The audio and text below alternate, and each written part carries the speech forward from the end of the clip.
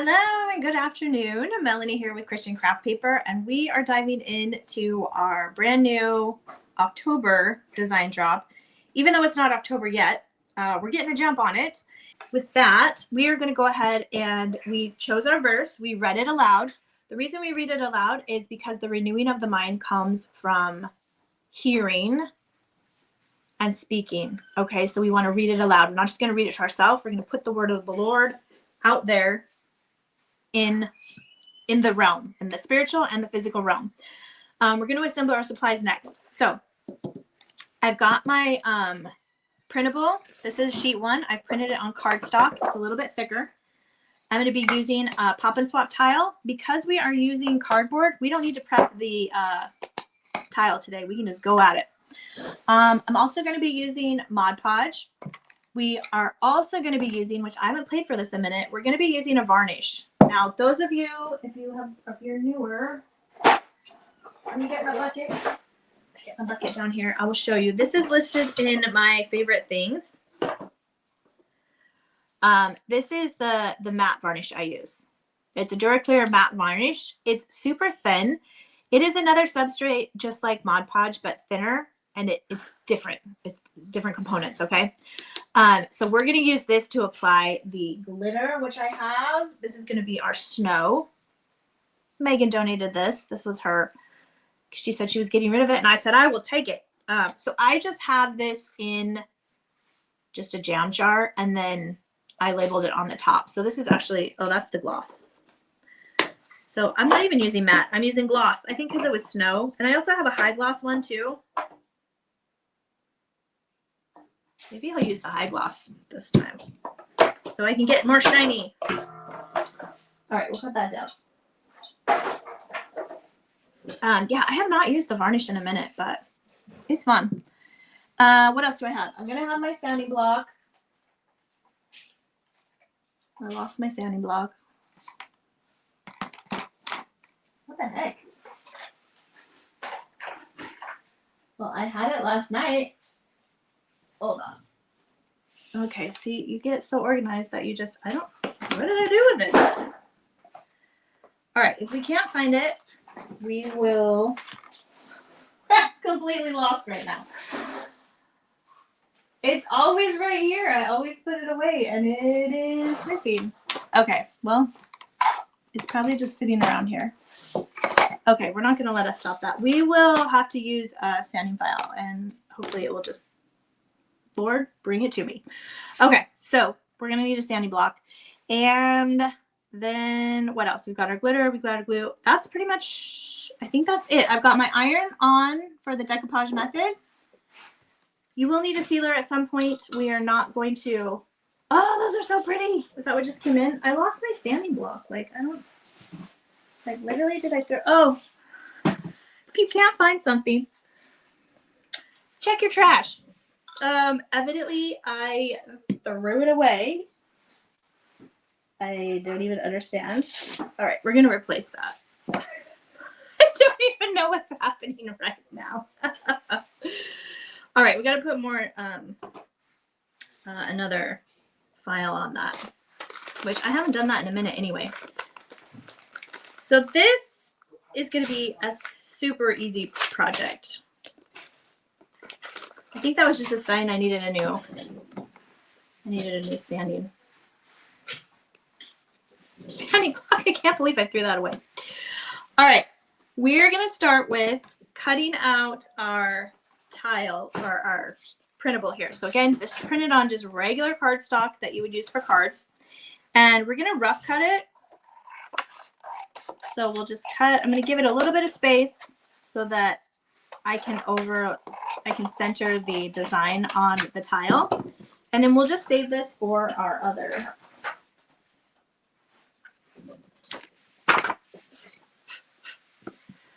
All right, so I'm going to use the light a little bit just to kind of hold it up and see. Oh, wait, actually, we can go ahead and do the Mod Podge first. We're going to go ahead and coat it with Mod Podge, and we're going to dry this, and then we're doing the iron-on method. And this is going to allow us to be able to move the design around and get it straight. It's just a lot easier for me, and I know the newbies love it too, but you're just taking a thin coat of the Mod Podge. Need to add a little bit more. And then we will hit it with the heat gun. And what's going to happen is when we put the iron on it, it's just going to melt right into that.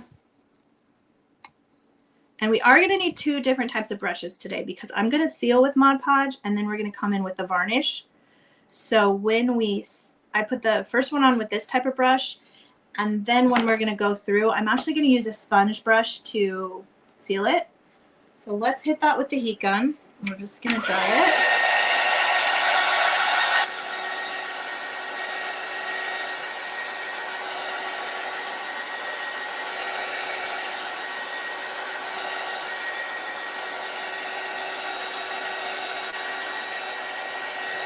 My husband was just showing me the November napkins just came in. So pretty. So pretty. That's what he had to come in and show me. All right, so we've got it dry. I'm just going to use the light here to get my design. Actually, we can use the top of it is the paper. So we know that part is nice and flat and straight. So we can use that to line it up here. And then I just need to make sure the right and the left are centered as best they can be. I feel like we just need to go a little bit this way. Okay. And then I'll make sure the top's down. All right. We are good. So from here, make sure nothing's on it. We're going to take our parchment paper, put it in between our iron and our cardboard so that nothing sticks. We don't want any of that Mod Podge to like stick to our iron. And we're going to go through and just iron it on. And I do kind of go a little bit around the edges just because I don't want the edges lifting. And it is going to be a little bit warm. You can save your parchment paper. Just put it right back in there and use it a bunch of times. So now you can see we've got just the edges that we need to go ahead and take off. And this is what I need the sander for. So just do a quick check. Make sure that your edges, you don't have any lifting. Everything's good. I'm going to need the Mod Podge here again. Oops. I'm still getting used to this arrangement on my desk here, as I have this new overhead light that is supposed to, well, I was hoping it would help with the color. All right, so I'm just going to bend these down a little bit just with my hands. And this is thicker, so we're going to go ahead and use the sander. We're going to sand one way, and we're just going to sand off these edges. And if you use it at an angle, it's going to sand more surface area than if you just use it like this. So I kind of use it at an angle. And you can see it's just going to break those pieces off. That's how we're going to get a nice edge. Now, if we were doing tissue or regular printer paper, it's not going to take as much sanding. You only use as much pressure as you need to just get the paper off.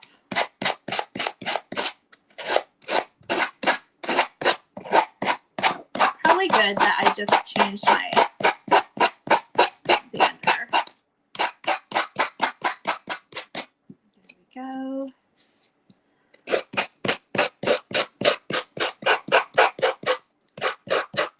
I think the sanding is the most difficult part of this whole project. This one is really easy. Okay, so we've got that off. We're going to take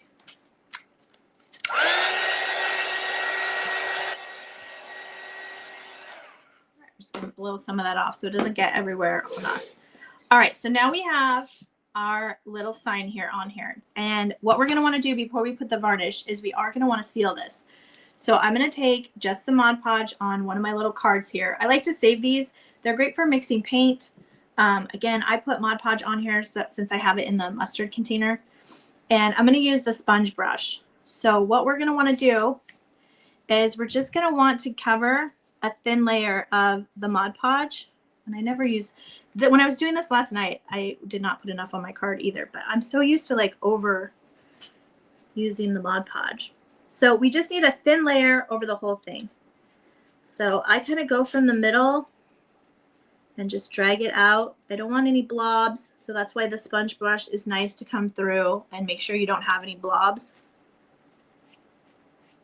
And this is going to seal so that we can put the varnish right over the top. Again, thin. We don't need a super thick coat here. We just want a nice thin one. The other reason I used the cardstock for this particular one is because it's going to be more forgiving than if you use a napkin. The napkin's going to want to soak up the Mod Podge and it might bubble on you a little bit, which in that case you can iron it back out. But with this one, it just gives a nice smooth layer without bubbling. So that's why I went with the cardstock. So we'll hit it again with the heat gun.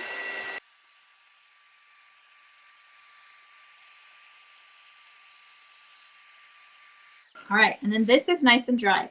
Now, depending on what type of Mod Podge you have, it might have a little bit of sheen, it might not. I believe the one I have is matte, so there's not a ton of sheen. If you use like a high gloss Mod Podge or a gloss Mod Podge, it will have more of a sheen. So now we are ready to put our glitter on. So this is where I'm going to take the high gloss varnish. Again, I just put this is just a honey jar. And I just like to put it in these jars so that I can seal it and then just dip in here and use it, because with the container that it comes in, you can't like get your paintbrush in there. Okay, so we're going to work on it one section at a time. And what I'm going to do is I'm going to put the varnish everywhere that I want there to be glitter. And I'm just going to work a little bit at a time. And because we're using varnish and not Mod Podge, it's not going to raise up that Mod Podge. So we're just going to go in here. And this is a different consistency than Mod Podge. But I just kind of almost like bubble it on. It's not a thin coat. It's more of like almost like a fingernail polish where you're just going to kind of bubble it on all of the parts. So I just start at the top and you just kind of put it on and then just drag it a little bit. When it starts getting thin, just grab a little bit more. I feel like when I was working on this last night, it's almost like a paint by numbers, which I have one coming. I found this lighthouse picture that I want to paint by numbers.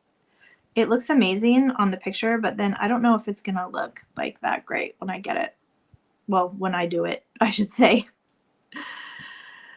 So again, you're just coming in here to each of these areas. So I'm going to do the top of this light first and the top of the house, and then we will add some glitter, and then we will keep working down.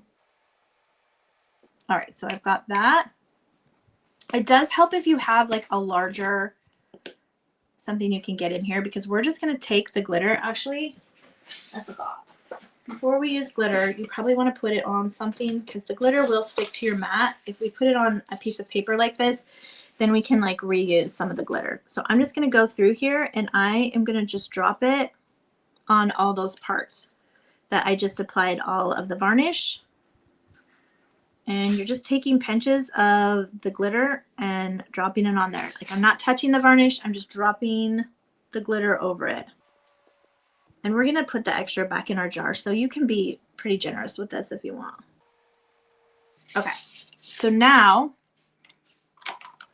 what I do is I just get a little brush, and if there's any glitter over any spots that I didn't put the varnish yet, but that I want to put glitter, I'm just going to kind of get that out of the way so it doesn't. Okay, I feel like this is a sign. I was actually looking this morning to get a different streaming service because I'm just not happy with the one that I have. And I think all of these issues today have just confirmed that that will be happening, because ain't nobody got time for that. All right, so I'm going into the next little layer here of this little thing. And again, you can put it wherever you want. You don't have to put it the same areas that I put it. But the key is just kind of work in sections so that you're not putting your hand in the area that you've already done. I feel like that needs just a little bit more. So I'm kind of working my way from the top down. This is probably the closest to snow that I get to play with here in Arizona for the most part. Is the snow glitter. All right, so again, I'm going to come in here and just going to make sure any areas that I haven't done yet, we're going to just kind of scooch that glitter out of the way. Otherwise, it does get on your brush that you're using for the varnish, and it can be kind of a problem. So from now down, I'm just going to start working kind of from right to left. So I'll go all the way down on this one. I added some in on the little berries on the tree. And then we'll get the bottom of the lamp post here. You could use these on the cocoa ones too, like for your marshmallows. All right, I got that one. So now I'm going to cover just this section here. Have any of you used this technique with the varnish before? I was going to try it with Mod Podge when I was kind of researching how to do this. And then I saw someone use the varnish and I was like, oh wait, that seems way better. And I did a practice run last night and I absolutely loved it. So I was like, we're definitely doing this again. Okay, I'm gonna come over here and do my little snowman next. Just gonna get his little hat here because he would probably have snow on top of his hat and on the brim of his hat. And then I'm just gonna get some dots in this bush. You could do snowflakes too. All right, so we'll do him and then we'll worry about the middle part here. Again, you can be generous with this. It's just gonna come right back off. Okay, so now we're gonna go through here and do the snow here in the middle and around the bottom of him.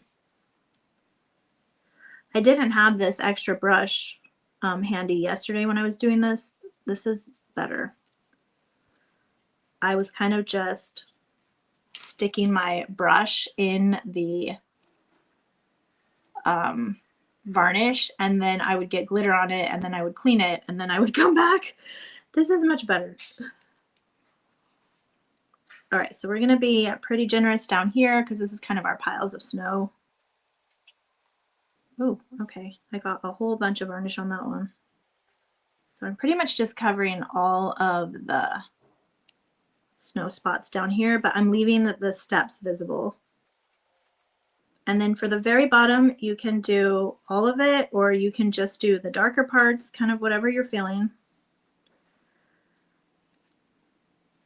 I'm kind of going over the more shadow snow parts here. And I'll do both sides. And then we'll just cover that, and then we can dust it off. You really can't mess this up because it's just gonna be where the glitter is. All right, I feel like that's pretty good. We'll take our last little bit here.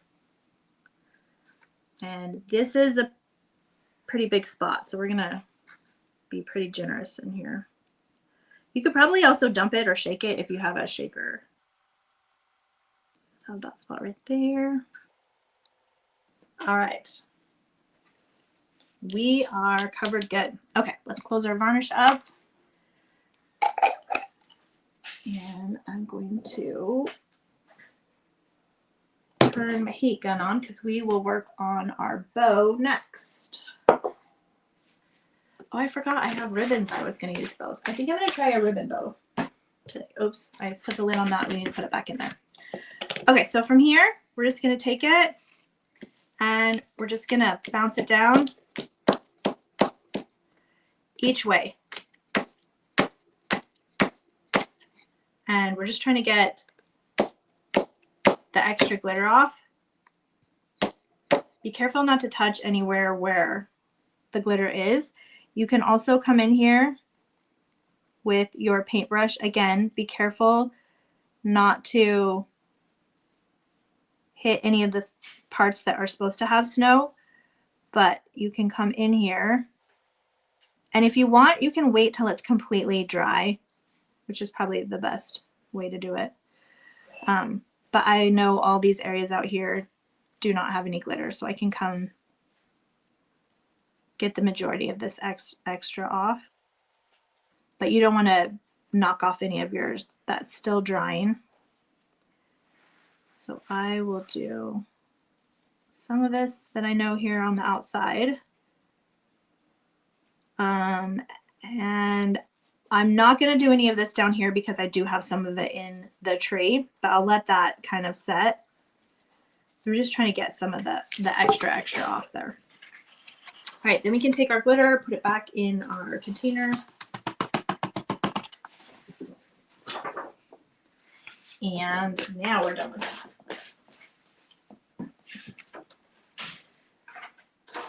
Okay, dokie, it's bow time. All right, got that. So I grabbed these. I have these patterns of ribbon. I have not done a messy bow with ribbon yet. So I think that's what we're going to try today. The first thing that I'm going to want to do is figure out like how big my strips need to be, because I don't want it like ginormous, but I think I'm just going to eyeball it about that big. So let's see how big that is. I think we're probably going to be about, yeah, 5 inches. All right, so we're going to do 5 inches. So I'm going to cut 2 of these. All right, so we'll do, I think 2. And then we can do a couple of these. And this one's brand new. I have not used yet. I was kind of looking for a reason to use this one actually, because I'm like, how cute is this green with the snowflakes? And you do kind of want to use, well, it is a removable bow, so you can switch it out however many times that you like. I think I'm going to add a couple more of these. But I tried to pick like colors that would match multiple projects. So I was bringing in the green and the, let's go, I'm gonna add another one of these. You need even numbers, so we're gonna do, I'm gonna do 4 of each.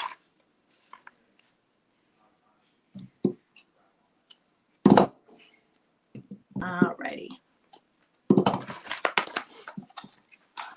Put those aside. We're gonna grab our bow maker. And we're going to need our string that we're going to be tying it with. So let's grab that next. And we're just going to make X's. Now, if you don't have a bow maker, you can still just lay your string down and make your X's. But this just is kind of like another set of hands. So I'm just going to keep rotating right and left here. And I think I'm going to do the black next. Now, I didn't cut these ones at an angle. You can cut them at an angle now or later. Just thinking while I'm thinking about it here. Actually, you know what? I'm going to do the green next because the green is a little, well, I thought it was thicker, but it might actually not be. All right, this is my first ribbon messy bow. So I will tell you, I'm a little bit nervous. Which way did I do the last one? I think we go this way.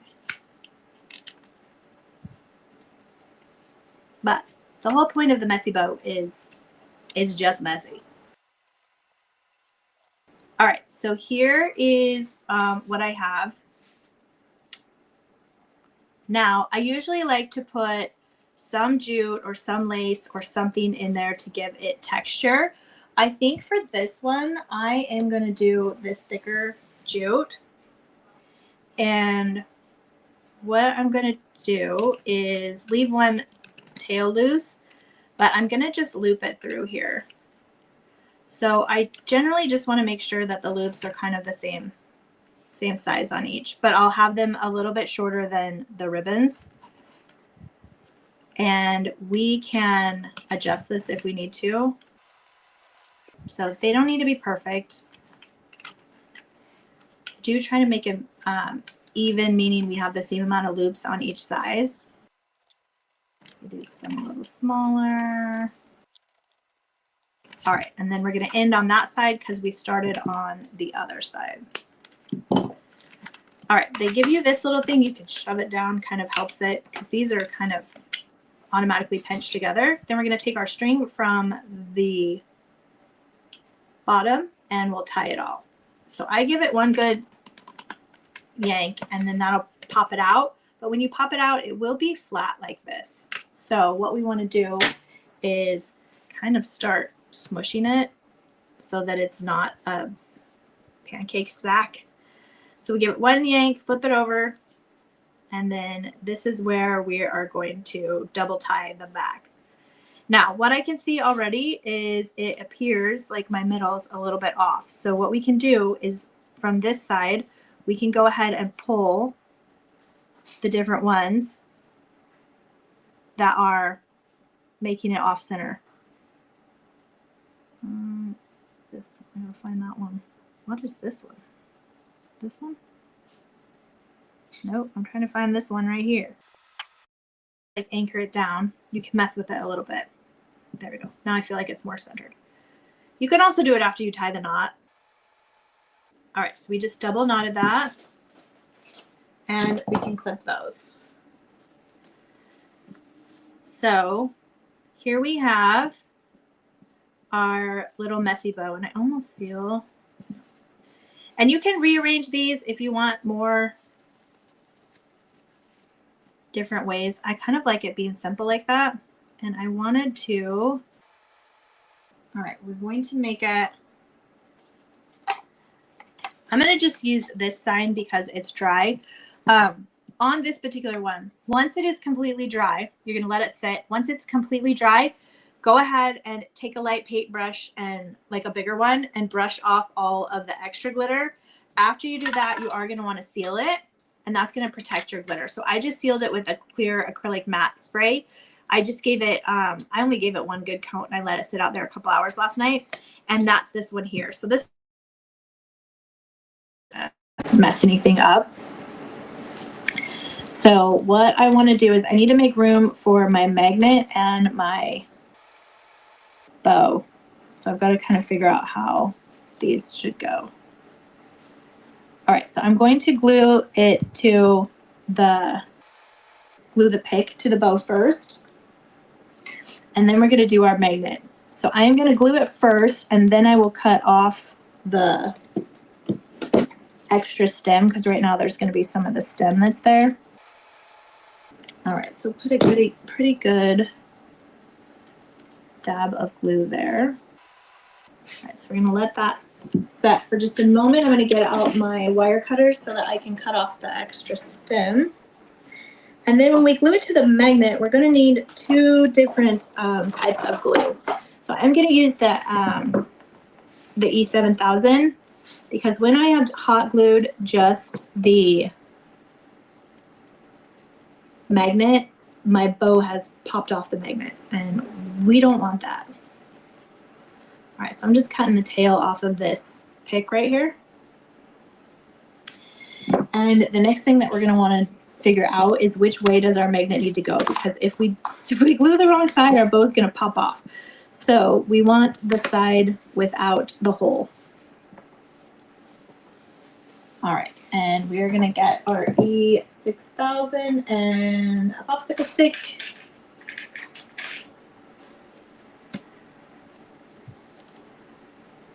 Oh, good heavens.